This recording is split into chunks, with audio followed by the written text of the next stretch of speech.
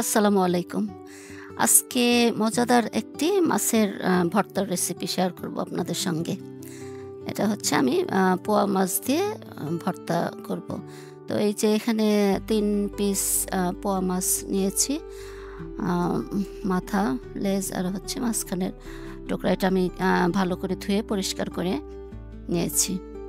তো এই ভর্তাটা করার জন্য আ আরও লাগবে হচ্ছে পেঁয়াজ, কাঁচামরিচ আর একটু আদা। তো এই যে আমি বড় সাইজের একটা পেঁয়াজ নিয়েছি, এক টুকরো আদা আর ৩ টা কাঁচামরিচ। পেঁয়াজের যে দাম তাই বেশি পেঁয়াজ নেইনি, একটাই নিয়েছি। তো মাছের পরিমাণ অনুযায়ী এগুলা দিতে হবে পেঁয়াজ, কাঁচামরিচ। তো এখন হচ্ছে ওই আ সামান্য একটু তেল দিয়েছি। আমি প্যানটা আগেই বসিয়ে গরম হওয়ার পরে তেল কিন্তু বেশি লাগবে না, অল্প পরিমাণ তেল দিলেই হবে।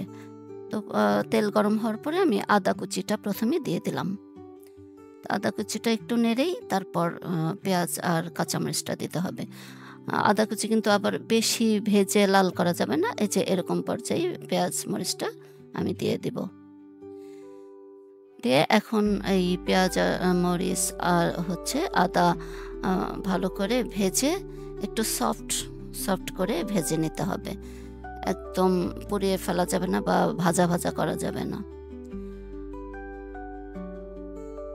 তো এই তো সফট হয়ে আসছে। এখন আমি পরিমাণ মতো লবণ দিয়ে দেব।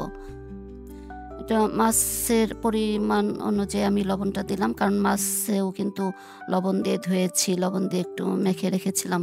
সেজন্য আমি কিন্তু লবণটা কম দিলাম। পরে দেখে চেক করে লাগলে দেওয়া যাবে। তো লবণ দিয়ে আমি আবারও এটার সঙ্গে একটু হালকা করে ভেজে একটা বাটিতে তুলে রাখবো। তেল থেকে এই পেঁয়াজ মরিচটা আলাদা করব। তো এই যে এখন আমি বাটিতে তুলে নিয়েছি। দেখেন পেঁয়াজটা কিন্তু এরকম সফট থাকতে হবে। বেশি ভাজা করা যাবে না। তো ওই প্যানের ওই তেলের মধ্যেই আমি মাছগুলো ভেজে নেব।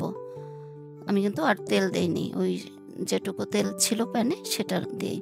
তো এখানে স্লাইট হলুদের গুঁড়া দিয়ে দিলাম। একদমই সামান্য হলুদের গুঁড়া না দিলেও কিন্তু সমস্যা নেই।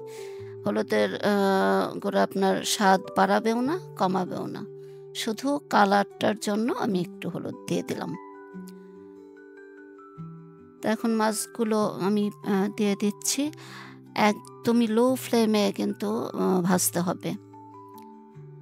আঁচ বাড়ানো যাবে না চুলার, কারণ হচ্ছে তাহলে উপরের পিঠটা পুড়ে শক্ত হয়ে যাবে, ভেতরে ওরকম ভাজা হবে না।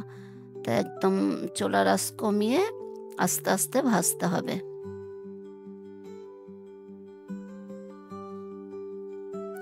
ভর্তাটা কিন্তু অনেক মজার। আপনারা বাসায় ট্রাই করতে পারেন। আর হচ্ছে আদা কুচিটা দেওয়ার জন্য ভর্তার স্বাদটা কিন্তু অনেকটাই বেড়ে যায়। এখানে আমি কোনো ধইনা পাতা কুচি দেব না। আ কারণ হচ্ছে আদার স্মেলটা তাহলে নষ্ট হয়ে যাবে। তো আমি এই যে উল্টিয়ে দিলাম। এই যে মাথার অংশটা কিন্তু আ ভেঙেও গেছে। আমি কিন্তু একটু ভেঙেই এটাকে ভাজবো।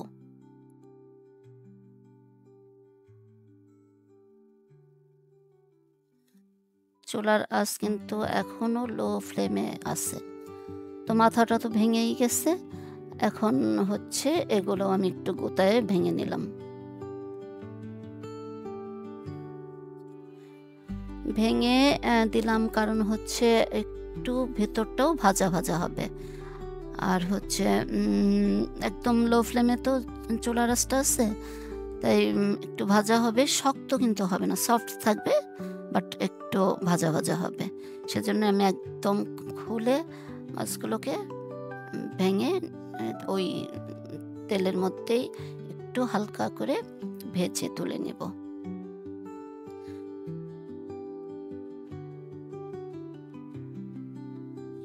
দেখেন হালকা করে কিন্তু ভাজতে হবে।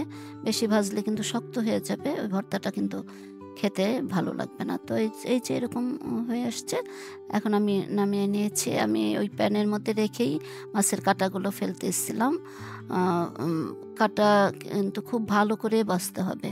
একদম বড় কাঁটা তো ফেলতেই হবে। ছোট গুঁড়া, গুঁড়া কাঁটা যা আছে সব ফেলে দিতে হবে। অনেক কাঁটা ছিল।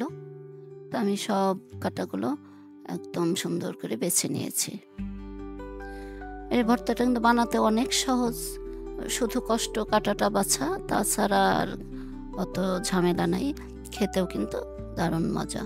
তো এই দেখেন গুঁড়ি, গুঁড়ি কাঁটা যা আছে আমি সব গুলো বেছে এই যে প্যানের কিনারে রেখেছি।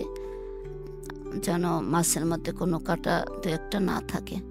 এই কাঁটাগুলো আমি সব ফেলে দিব এখন। একদম গুঁড়া, গুঁড়া সব কাঁটা ফেলে দিয়েছি। এখন হচ্ছে ওই যে পেঁয়াজ মরিচটা দিয়ে মেখে নিব। এখানে চাইলে আপনারা একটু সরিষার তেল দিতে পারেন। তো আমি দেইনি। সরিষার তেল দিলে আমার কাছে মনে হয় যে ওই আদার যে সুন্দর একটা স্মেল, ভাজা আদার, সেটা নষ্ট হয়ে যাবে। তাই হচ্ছে আমি আর কোনো তেলই দিব না। ওই যে পেঁয়াজের মধ্যে কিন্তু অনেকটাই তেল আছে। এটা দিয়েই ভর্তাটা হয়ে যাবে। এই যে আমি ভর্তাটা সুন্দর করে মেখে নিলাম। এই যে বাটিতে তুলেও নিয়েছি। ভর্তার পরিমাণটা কিন্তু বেশি না।